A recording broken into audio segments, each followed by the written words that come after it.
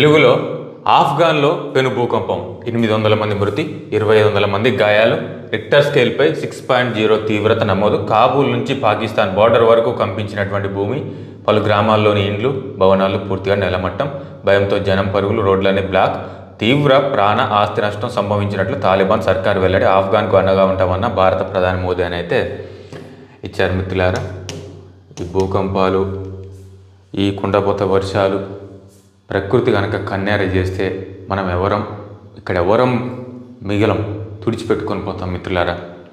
ఎందుకంటే మనము ప్రకృతిని చెడగొట్టినటువంటి సందర్భాల వల్ల కూడా ఇలాంటి మనం ఏమంటారు ప్రకృతి విపత్కర పరిస్థితులు వస్తున్నాయి.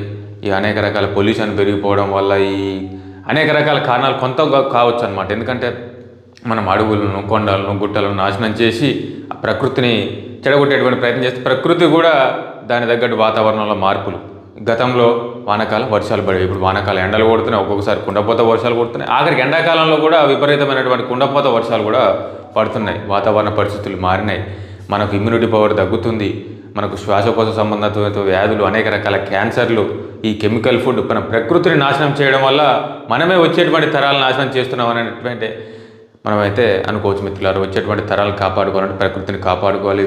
వీలైనంత వరకు చెట్లను కొద్దో గొప్ప మనం పెంచుకున్నట్లయితే ప్రకృతిని వీలైనంత వరకు మన పరిశుభ్రతతో పాటు చుట్టుపక్కల పరిసరాల పరిశుభ్రత పొల్యూషన్ తగ్గించుకోవడం అనేక రకాల చేయడం వల్ల కొంత మేరకు అయితే వచ్చేటువంటి జనరేషన్ అయితే కాపాడుకోగలుగుతాం మిత్రులారా. ఇక కేంద్రం కోర్టులో కాళేశ్వరం కేసును సిబిఐకి అప్పగించడంతో దర్యాప్తు సెంట్రల్ కన్సర్నల్లోనే బీజేపీ సర్కార్తోనే బీఆర్ఎస్కు చెక్ పెట్టే వ్యూహం. రాష్ట్రంలోకి దర్యాప్తు సంస్థ ఎంటర్ కాకుండా 3 ఏళ్ల కిందట KCR GO Delhi liquor scam సమయంలో ఆంక్షలను అయితే లారీని ఢీకొట్టినటువంటి బస్సు 4 మృతి. ఓట్ల చోరీపై హైడ్రోజన్ బాంబు పేల్చుతాం. ఓట్ల చోరీ వ్యవహారంలో తాము ఇప్పటికే అణుబాంబు పేల్చామని ఇక త్వరలోనే హైడ్రోజన్ బాంబు పేలుస్తామని రాహుల్ గాంధీ హెచ్చరించారు.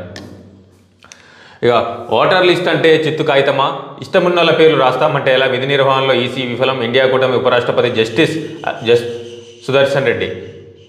దేశంలో ఎన్నికల ప్రక్రియ ప్రమాదంలో పడింది, నేను ఏ పార్టీ సభ్యుడిని కాదు, విమర్శిస్తే పోటీ నుంచి తప్పుకుంటా అన్నారు. రాజ్యాంగాన్ని కాపాడాలనే ఉద్దేశంతో పోటీ చేస్తున్నానని వెల్లడి.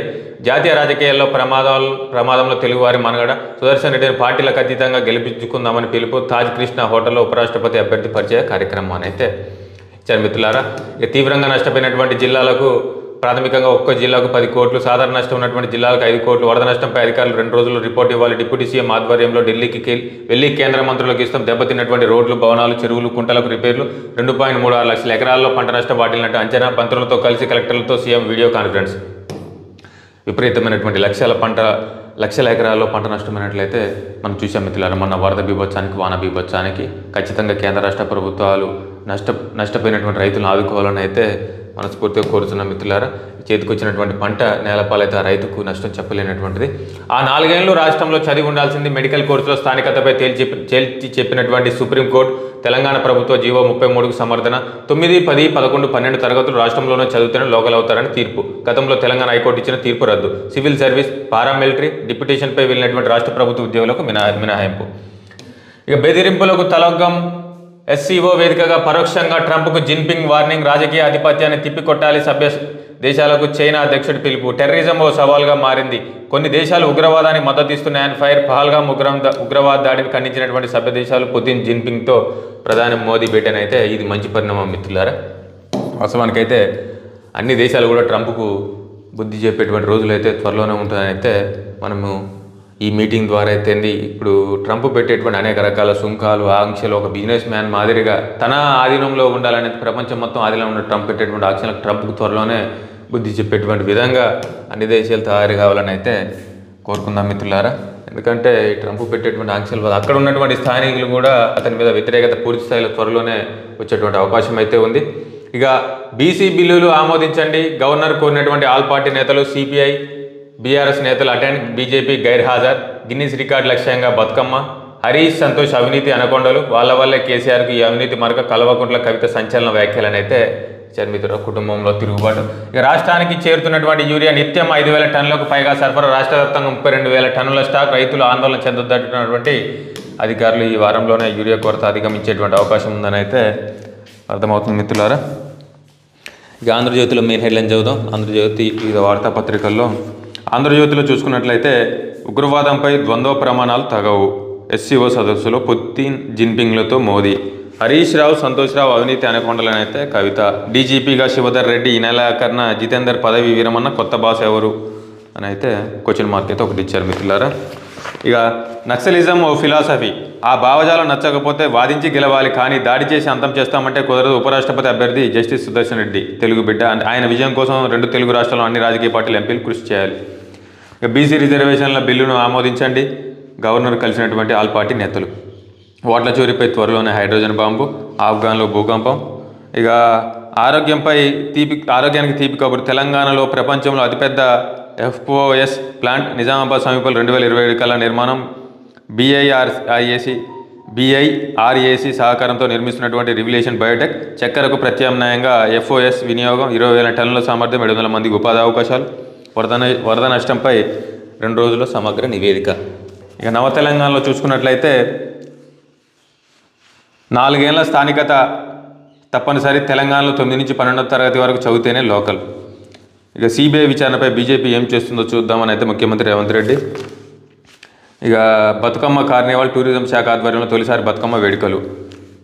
పిల్లల కిడ్నాప్ ముఠా అరెస్టు. 3 రోజులు భారీ వర్షాలు, రోడ్డు ప్రమాదంలో 4 మృతి, ఓట్ల చోరీపై హైడ్రోజన్ బాంబు. ఇక ఆంధ్రప్రభలో చూసుకున్నట్లయితే 4న ఢిల్లీకి బట్టి బృందం. పంట నష్టంపై 2 రోజుల్లో నివేదిక. కాళేశ్వరంపై కక్ష సాధింపు లేదు, ఇక సిబిఐదే బాధ్యత గల ప్రభుత్వంగా మేము చేయాల్సింది చేశాం. లంచ్ మోషన్ పిటిషన్ల నిరాకరణ. కాళేశ్వరంపై సిబిఐ దర్యాప్తు, మధ్యంతర ఉత్తర్వులకు నేడు సాధారణ విచారణ మరోసారి అవకాశం ఇస్తామని హైకోర్టు వెల్లడి. ఇక బీసీ బిల్లులు ప్లీజ్ అసెంబ్లీ ఏకగ్రీవంగా ఆమోదించింది, మీ అంగీకారం తర్వాయి. గవర్నర్కు కాంగ్రెస్, బీఆర్ఎస్, సిపిఐ నేతల వినతి. అఖిలపక్ష ప్రజాప్రతినిధుల సంతకాలతో వినతి పత్రాల సమర్పణ. మండలిలో నిరసనల మధ్య బీసీ బిల్లుల ఆమోదం. కాళేశ్వరం కమిషన్ నివేదించి విసిరేసినటువంటి బీఆర్ఎస్ సభ్యులు. ఆ ఇద్దరి వల్లే కేసీఆర్కు మరకని ఎమ్మెల్సీ కల్వకుంట్ల కవిత సంచలన వ్యాఖ్యలు.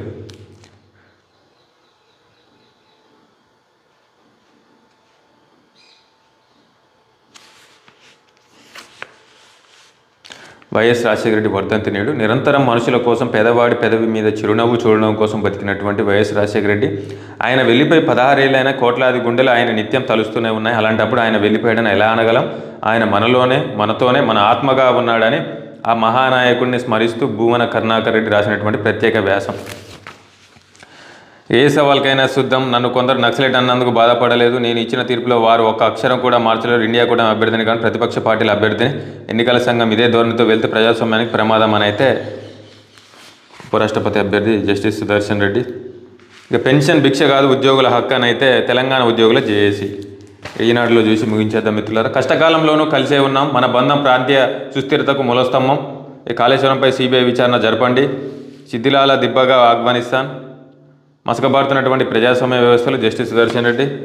ఇక సిబిఐ విచారణపై ఎలా ముందుకెళ్దాం. ఈ కేసీఆర్తో కేటీఆర్ సహా బారాస నేతల భేటీ, కవిత వ్యాఖ్యలపైన చర్చ. ఇక హరీష్, సంతోష్ల అవినీతి వల్ల కేసీఆర్కు మరక. పాత పింఛన్ విధానాన్ని అమలు చేయాల్సిందే. నల్ల దుస్తులు ధరించి ఉద్యోగులు, ఉపాధ్యాయుల ఆందోళన. ఏడాదిలోపు ఓపీఎస్ను పునరుద్ధరించాలని కోరుతూ ఉద్యోగుల ఐకాసా తీర్మానం.